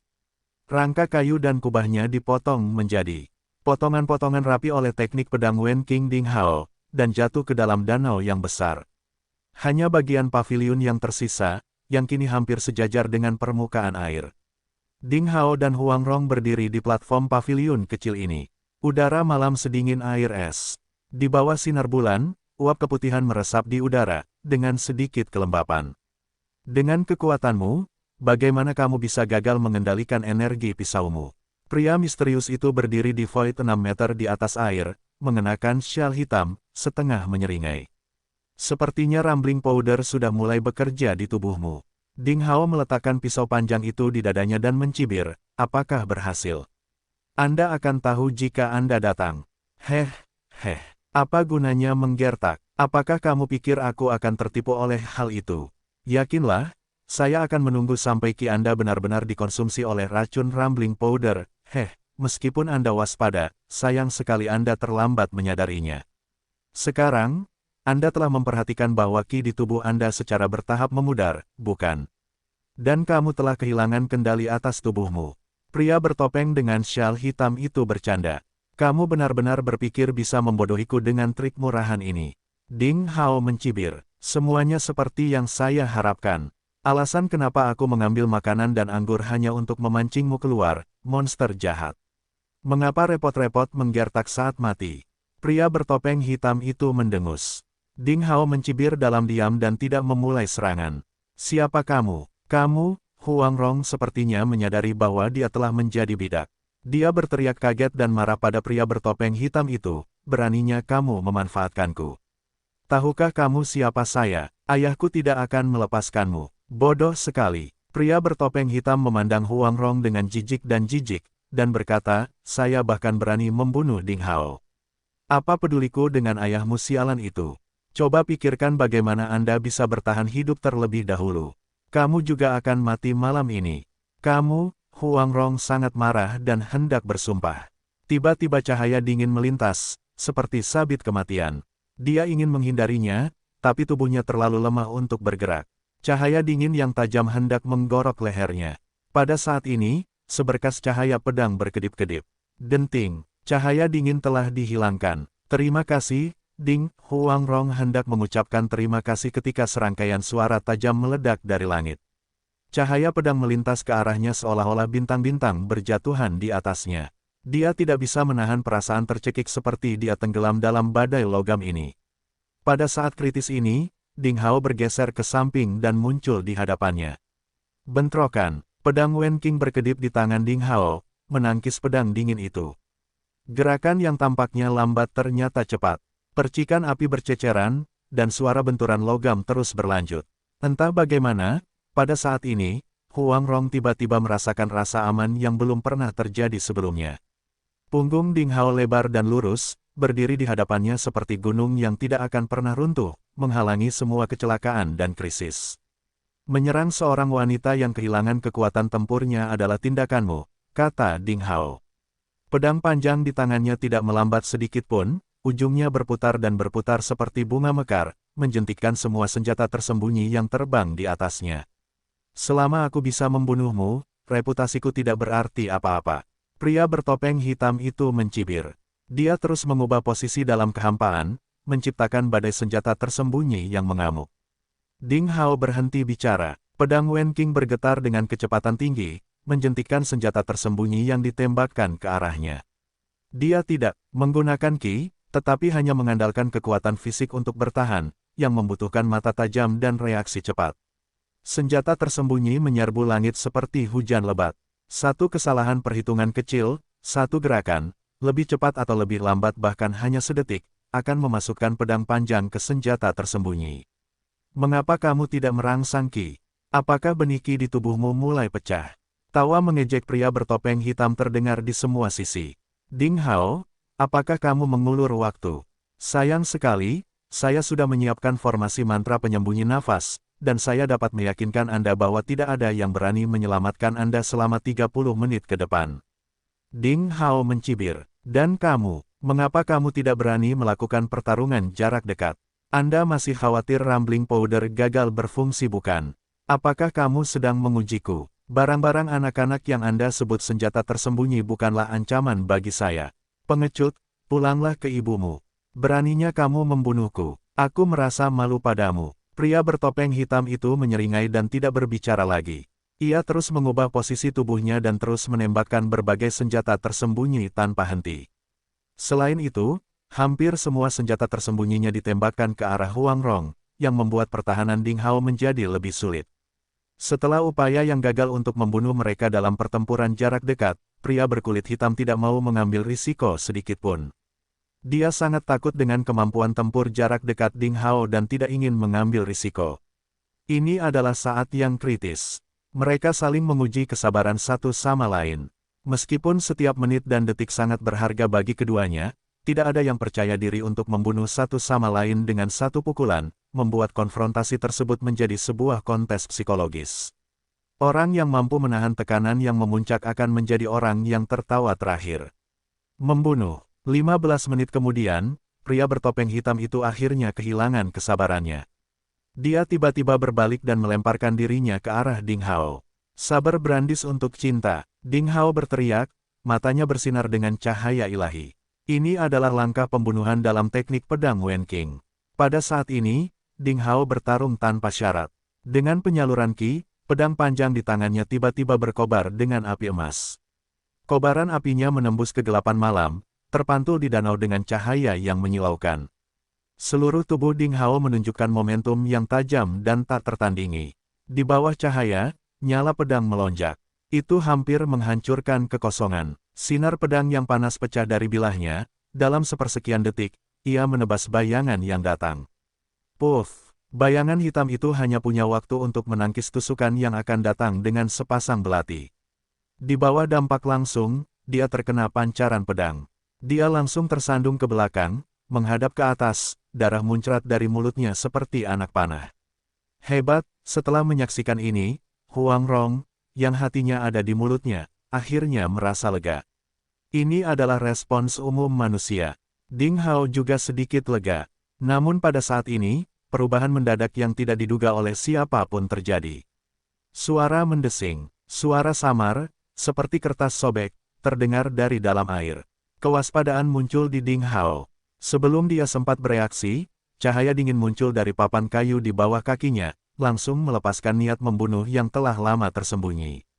Dia mendorong Huang Rong dan melambaikan pedangnya untuk memblokir cahaya pedang dingin yang mengalir. Dentang, dentang, dentang, serangkaian api yang mencolok meledak. Sebuah vas perak tiba-tiba pecah karena semburan air. Keluarlah kuda-kuda lapis baja dan senjata-senjata yang bentrok dan menghantam. Niat membunuh bergulat kurang dari sekejap mata. Saat berikutnya, semuanya berhenti tiba-tiba. Memegang pedang panjang di tangannya, Ding Hao muncul lagi di depan Huang Rong. Sebuah lubang besar muncul di lantai kayu pavilion. Gelombang air dari danau menyapu lantai. Di seberang, pria lain selain pria bertopeng hitam berdiri diam di atas air, mengenakan jubah prajurit hitam ketat. Awan kabut kelabu menutupi wajahnya, membuatnya sulit untuk melihatnya. Dia memegang pedang panjang baja di tangannya, tapi hanya tersisa setengahnya. Ilmu pedang yang bagus. Penguasa pedang dan pedang. Anda layak atas reputasi Anda. Pria misterius itu tertawa di balik kabut. Wajah Ding Hao tanpa ekspresi. Pedang tajam. Saya pikir kita baru bertemu beberapa hari yang lalu. Sebelum suaranya menghilang, tubuhnya tiba-tiba bergetar. Dengan 5 atau 6 poni, 6 lubang terbuka berturut-turut antara dada dan perutnya, dan darah muncrat ke air seperti anak panah tajam. Itu terjadi begitu cepat sehingga meskipun dia gesit, Ding Hao tidak bisa sepenuhnya memblokir cahaya pedang yang menyebar. Ah, Ding Hao, kamu terluka? Huang Rong tampak pucat dan bertanya dengan prihatin, kamu tidak perlu mengkhawatirkanku. Silakan pergi saja.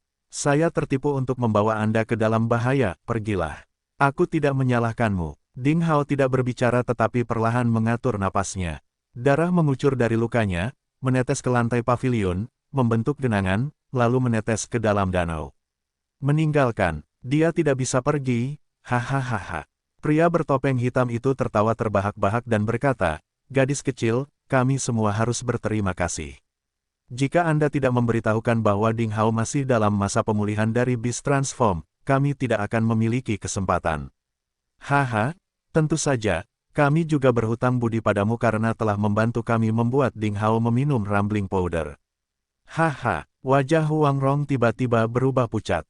Dia selalu memberontak, tidak mau tunduk pada disiplin ayahnya atau termotivasi untuk berlatih seni bela diri. Dia lebih suka bersikap riang. Meskipun dia mengamuk dan sesekali melakukan lelucon yang membuat seluruh villa yang mencari ilmu pedang menjadi kacau, dia sangat sederhana dan tidak pernah mempunyai niat buruk. Dia bahkan tidak tahu apa yang dia inginkan, persahabatan atau sedikit perhatian. Dia terlalu polos. Karena kepolosannya, dia cenderung terlalu mudah mempercayai orang. Jadi dia mudah dimanfaatkan oleh orang lain. Namun, Huang Rong tidak pernah menyangka bahwa suatu hari dia akan melakukan kesalahan besar yang akan membahayakan Ding Hao. Dia mungkin terlihat tidak peduli, tapi dia tahu dengan jelas apa maksud Ding Hao bagi sekte pencari ilmu pedang. Tidak ada cara untuk menebus bencana hari ini, bahkan dengan kematiannya. Omong kosong apa ini? Ding Hao mencibir, menyeret Wen King Sabre, dan berkata, hidupku ada di sini. Datang dan ambillah jika kamu bisa. Kedua pembunuh di seberang bingung. Pria bertopeng hitam itu mencibir. Berapa banyak darah yang masih harus kamu tumpahkan? Di tanah, darah membentuk genangan di sekitar tempat Ding Hao berdiri. Ding Hao, ayo, cepat. Seru Huang Rong. Busur lembut muncul di sekitar sudut mulut Ding Hao. Dia berkata, teman baik tidak akan meninggalkan satu sama lain. Jangan khawatir, saya di sini. Huang Rong menatap Ding Hao dengan tatapan kosong. Untuk pertama kalinya dalam hidup gadis muda itu, hatinya yang memberontak sangat tersentuh. Saat itu, dia sepertinya memahami beratnya persahabatan dan tanggung jawab. Percayalah, Ding Hao, aku tidak mencoba menyakitimu, kata Huang Rong sambil menggigit giginya, memutuskan untuk bunuh diri dengan menggigit lidah. Dia jelas tahu bahwa dialah alasan utama mengapa Ding Hao ditahan. Jika dia meninggal, Ding Hao mungkin memiliki kesempatan untuk melarikan diri. Terkejut, Ding Hao tidak menyangka gadis pemberontak yang tertawa dan bercanda sepanjang hari itu begitu berani dan tegas. Dia segera mengangkat tangannya dan menyegel titik akupuntur di rahangnya. Jangan konyol, tegur Ding Hao dengan marah. Dia mendukung Huang Rong untuk duduk di pilar paviliun tepi sungai, dan berkata sambil tersenyum, sudah kubilang padamu bahwa kita akan selalu menjadi teman baik. Saya akan membawa Anda ke pertunjukan yang mendebarkan. Percayalah, tidak akan ada bahaya. Aku akan melindungimu. Selama periode itu, Ding Hao sepertinya tidak waspada. Namun kedua pembunuh berbaju hitam yang terjebak dalam kehampaan tersebut sangat ingin memanfaatkan kesempatan tersebut untuk melancarkan serangan beberapa kali, namun akhirnya gagal. Sebab, begitu terkesan terlalu dalam pada Ding Hao, mereka takut terjebak lagi. Seperti harimau diteluk, Ding Hao, yang saat ini terjebak dalam situasi ekstrim, akan jauh lebih mengerikan dari biasanya. Setelah meyakinkan Huang Rong, dia berbalik perlahan dan melihat kedua pembunuh yang ragu-ragu, dengan senyuman aneh di wajahnya. Seorang pembunuh yang berkualifikasi akan mencapai targetnya dalam satu pukulan. Jika dia gagal melakukan itu, dia akan melarikan diri ribuan mil jauhnya. Jika Putra Suci Bintang Jatuh mencoba membunuhku, dia tidak akan ragu-ragu sepertimu. Anda, yang belum pernah membunuh orang lain, tampil lebih buruk daripada pembunuh paling bodoh dari Sekte Bintang Jatuh hari ini. Bisia, Xianisang, jangan sembunyi. Tunjukkan warna aslimu. Aku akan memberimu kesempatan untuk bertarung secara adil. Kedua pembunuh berbaju hitam itu gemetar karena terkejut dan memperlihatkan ekspresi tidak percaya. Bagaimana kamu mengenali kami? Pria yang menutupi wajahnya dengan handuk hitam itu mengambilnya dengan ragu-ragu dan menunjukkan wajah yang angkuh dan tampan. Dia adalah Bisia, naga guntur langit ke-9, salah satu dari angin ganda dan petir dari Sekte Lei.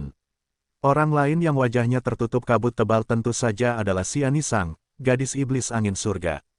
Kamu telah menyesatkanku sejak awal. Kamu mengirim beberapa pasukan yang tidak efektif untuk menyerangku dengan senjata tersembunyi, dan terus-menerus menggangguku dengan senjata tersembunyi, untuk membuatku berpikir bahwa orang yang mencoba membunuhku adalah Putra Suci Bintang Jatuh. Namun, metode pembunuhan Anda sangat buruk. Seorang pembunuh bayaran seperti dia, yang lahir di sekte pembunuh sungguhan, tidak akan pernah membuat kesalahan sebanyak Anda, jelas Ding Hao sambil mengejek. Dan, seperti yang saya katakan, kami bertemu beberapa hari yang lalu. Saya selalu memiliki ingatan yang baik. Ya, kamu memiliki ingatan yang bagus. Tapi lalu kenapa, kata Bisia sambil mencibir, kamu masih harus mati hari ini. Ding Hao menenangkan dirinya hingga ekstrim, perlahan-lahan duduk di papan kayu paviliun dan menghela napas dalam-dalam, berkata, kamu masih belum mengerti. Kamulah yang akan mati. Mulai sekarang, tidak akan ada dua sosok yang dikenal sebagai angin ganda dan petir di Provinsi Salju. Hihi, kamu terdengar sombong, nak. Apa menurutmu kamu bisa membunuhku dengan tubuh yang terluka parah itu? Xianisang yang diam akhirnya membuka mulutnya. Nada suaranya centil, tapi mengandung niat membunuh yang tersembunyi. Ding Hao duduk santai di papan kayu, menjawab sambil tersenyum, bagaimana jika saya memiliki pembantu? Sebelum dia menyelesaikan kata-katanya, udara di belakangnya beriak lapis demi lapis, dan kemudian kedua sosok itu perlahan muncul. Salah satunya adalah seorang wanita yang mengenakan topeng burung phoenix cantik yang menutupi lebih dari 2/3 wajahnya. Mata dibalik, topeng itu sebening air, dan kulitnya halus tanpa noda. Hanya sebagian kecil dari wajahnya yang memberikan kesan kecantikan yang tidak biasa, individual, dan menakjubkan. Mengenakan baju besi merah yang cantik, tubuhnya luwes dan anggun. Tampaknya tulang-tulangnya terbuat dari batu giok, kulitnya, es dan rohnya, air musim gugur yang jernih. Rambut hitam panjangnya tergerai sampai ke pinggangnya, dan ada sarung merah di punggungnya. Yang lainnya adalah laki-laki berjubah ungu, berusia sekitar 15 atau 16 tahun. Dengan pinggang lebah dan punggung kera, garis tubuhnya benar-benar sempurna, penuh kekuatan dan ledakan. Dia tidak tampan, tapi memiliki fitur yang sangat rata. Sedikit diikat dengan ikat rambut linen, rambut ungu panjangnya, seperti nyala api ungu, melayang dan menari berantakan tertiup angin. Mata peraknya, di bawah sinar bulan, bersinar dengan cahaya yang aneh dan ajaib. Kemunculan kedua orang itu mengejutkan angin ganda dan petir. Mereka bertindak seolah-olah mereka baru saja melihat dua hantu. Phoenix, rambut ungu, mata perak. Bisia dan Sianisang berseru serempak. Hanya saja dua orang yang muncul di sana terlalu mengerikan. Mereka tidak pernah membayangkan bahwa kedua jenius misterius yang tak tertandingi itu juga akan menjadi murid dari Sekte Pencari Ilmu Pedang. Phoenix mendapatkan popularitasnya di Provinsi Salju tahun itu.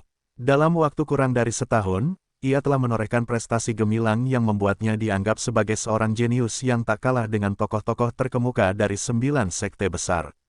Rambut ungu mata perak juga mendapatkan popularitasnya secara tiba-tiba. Dia telah mengalahkan banyak ahli tanpa kegagalan, yang membuat banyak orang menganggapnya sebagai sosok tingkat jenius yang mampu bersaing memperebutkan tahta terkuat di Provinsi Salju di masa depan. Keberadaan kedua orang itu dirahasiakan, dan identitas mereka misterius. Tidak ada yang tahu dari sekte mana mereka berasal. 9 sekte besar diam-diam menyelidiki asal-usul keduanya, tetapi gagal mendapatkan sesuatu yang penting. Beberapa orang bahkan berspekulasi bahwa kedua orang jenius yang cemerlang itu kemungkinan besar adalah keturunan dari sekte-sekte besar di provinsi lain di wilayah utara, yang pergi ke Provinsi Salju untuk mendapatkan pengalaman, atau sekadar para jenius muda dari Istana Suci Embun Beku misterius yang mengunjungi masyarakat normal untuk mengalaminya. Tapi tidak pernah terpikir oleh mereka bahwa keduanya sebenarnya adalah murid dari Sekte Pencari Ilmu Pedang. Ayo pergi. Melihat kedua orang jenius itu, angin ganda dan petir tiba-tiba mengerti bahwa ada yang salah dengan rencana mereka. Itu sudah diramalkan oleh Sekte Pencari Ilmu Pedang. Saat itu, tidak ada waktu bagi mereka untuk memikirkan tautan mana yang terungkap. Segala sesuatu di depan mereka dengan jelas menunjukkan bahwa mereka berada dalam jebakan. Mereka tidak dapat melanjutkan rencana malam itu. Saling memandang, mereka segera mengambil keputusan. Mereka mengubah diri mereka menjadi dua sinar cahaya yang mengalir di saat berikutnya, hendak melarikan diri. Haha, sudah terlambat untuk melarikan diri sekarang. Ding Hao tertawa, mengulurkan tangannya dan menepuk papan kayu paviliun dengan lembut. Kemudian, banyak kolom air tiba-tiba menyembur dari danau yang tenang. Kolom air berubah menjadi banyak prasasti Tiongkok yang berkilauan dengan perak pada saat berikutnya. Mereka bersatu menjadi naga perak yang mengaum dan berlama-lama di langit malam. Formasi prasasti. Bisia berseru dengan suara panik. Formasi itu diaktifkan, lapisan riak es transparan muncul di langit malam dengan radius 1 km, menyelimuti paviliun yang rusak, serta Ding Hao dan lainnya, seperti penutup oval besar. Dihalangi olehnya, angin, ganda dan petir tidak dapat melarikan diri untuk sementara waktu, dan langsung ditangkap oleh Phoenix dan mata perak rambut ungu. Pertempuran sengit pun dimulai. Ding Hao menghela nafas lega, lalu mengeluarkan ramuan hijau dari cincin penyimpanannya dan meletakkannya di mulutnya. Menenangkan ekspresinya, ia mulai mengaktifkan seni bela diri untuk melepaskan khasiat rambling powder di tubuhnya untuk mengobati dirinya sendiri. Huang Rong menatap pemandangan di depannya dengan otak kosong. Tidak peduli betapa bodohnya dia segera menyadari apa yang sedang terjadi dan bertanya, jadi kamu sudah mengetahui semua ini. Kamu tahu seseorang akan datang untuk membunuhmu malam ini, jadi kamu menemui tipuannya dengan tipuan lain. Ding Hao menjawab tanpa menoleh, hei, sobat, bukankah ayahmu memberitahumu bahwa seniman bela diri tidak boleh diganggu ketika mereka memperlakukan diri mereka sendiri dengan seni bela diri? Jika tidak, mereka akan dirasuki iblis jika perhatian mereka terganggu. Saat itu, wajah Huang Rong menjadi memerah. Karena akhirnya tidak ada bahaya, dia juga santai dan kembali ke tampilan pemberontak sebelumnya. Dia cemberut dan berkata dengan marah, tidak masalah. Kamu sangat kuat, bagaimana kamu bisa dirasuki iblis dengan begitu mudahnya? Selain itu, tidak ada bahaya sekarang, sudahlah. Karena kamu adalah teman baikku, aku akan memaafkanmu karena menggunakanku untuk memikat orang-orang jahat itu kali ini. Di akhir pidatonya, gadis itu tidak bisa menahan senyum di wajahnya. Meski memberontak, dia tidak terpengaruh. Faktanya, dia tidak menyalahkan Ding Hao sama sekali. Apa yang dialaminya malam itu tidak diragukan lagi merupakan pengalaman paling mengasyikkan sejak ia dilahirkan, yang tak terlupakan baginya. Ding Hao juga menunjukkan sedikit senyuman, hendak mengatakan sesuatu. Namun tiba-tiba, wajahnya berubah. Di bawah sinar bulan, sesosok muncul di depannya. Tidak ada yang tahu kapan sosok hantu lain muncul di paviliun. Melihat orang yang tiba-tiba muncul, Ding Hao menghela nafas, perlahan berdiri, dan berkata, menurutku itu bukan kamu. Kenapa bukan aku? Membunuhmu akan membuat sekte pencari ilmu pedang menderita pukulan terbesar, yang merupakan alasan bagus untuk menjadi diriku. Di bawah sinar bulan, pria itu mengenakan gaun yang agak lusuh. Dengan dagu yang tidak dicukur, bahkan bayangannya pun tampak putus asa. Tapi matanya sangat cerah, dan ada pedang patah berkarat yang tergantung di pinggangnya. Jiang Diseng, dia adalah seorang jenius dari Tianyang dan Diseng dari Akademi Tranquility, yang bakatnya hampir musnah. Saya pikir Anda bukan tipe orang yang menyukai konspirasi dan penipuan. Bahkan jika kamu ingin membunuhku, kamu akan berduel secara adil denganku. Ada sedikit kekecewaan di wajah Ding Hao. Jika ada seseorang yang pantas mendapatkan penghargaannya di kamp musuh, orang itu bukanlah Mu Tianyang yang selalu sombong, itu adalah Jiang Diseng, yang menyembunyikan cahayanya dan tampak tertekan, tetapi sebenarnya tetap tidak aktif. Namun kemunculan Jiang Diseng hari itu mengecewakan Ding Hao. Merasakan penghinaan terhadap Ding Hao, Jiang Diseng tersenyum acuh tak acuh, berkata, saya dulu mengira saya adalah orang seperti itu, tetapi saya mengalami kegagalan yang tak terhitung jumlahnya pada saat itu. Jadi, saya sudah lama berubah pikiran. Lambat laun, saya tidak peduli tentang bagaimana orang lain membandingkan saya dengan orang itu, apa yang disebut reputasi yang tidak pantas, atau hati seniman bela diri yang konyol itu. Dunia ini adalah hutan. Hukum rimba yang dingin hanya akan membuat generasi mendatang mengingat orang terakhir yang bertahan, bahkan jika dia adalah bajingan tidak bermoral yang melakukan segala macam kejahatan.